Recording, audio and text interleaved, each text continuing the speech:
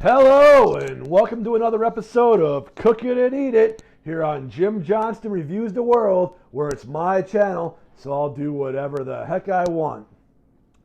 Today we're making a simple dish for you, and it could be a meal, it can be a side, it can be whatever you want, but I guarantee you this, you're about to see the best recipe for Brussels sprouts you've ever seen.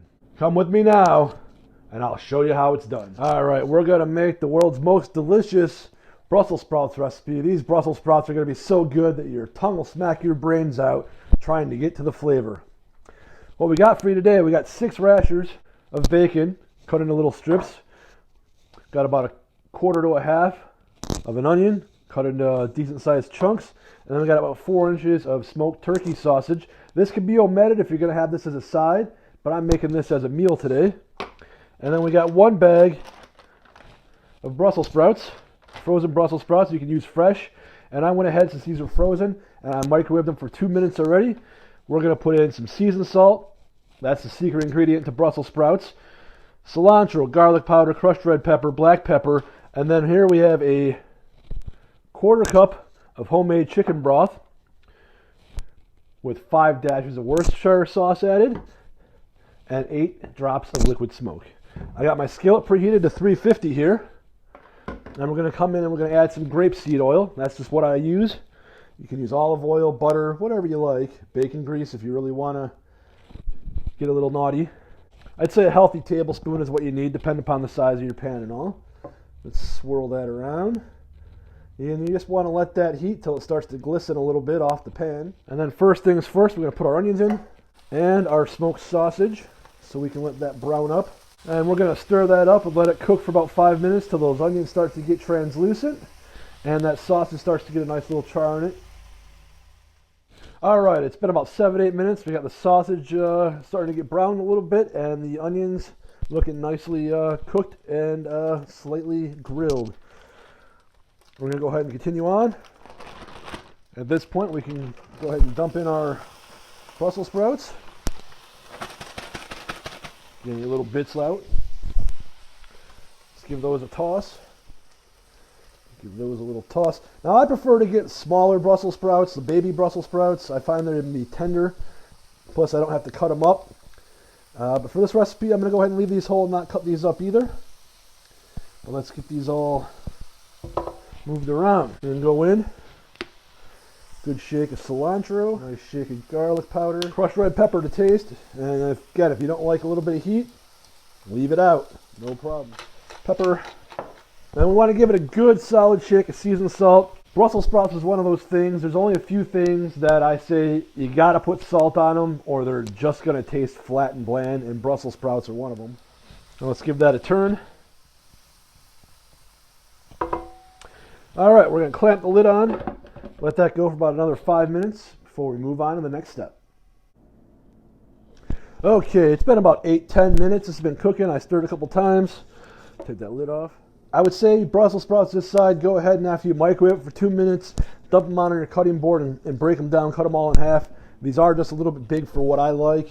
Like I said, I much prefer to get baby Brussels sprouts that are nice and tiny little bite size and they cook up real nice.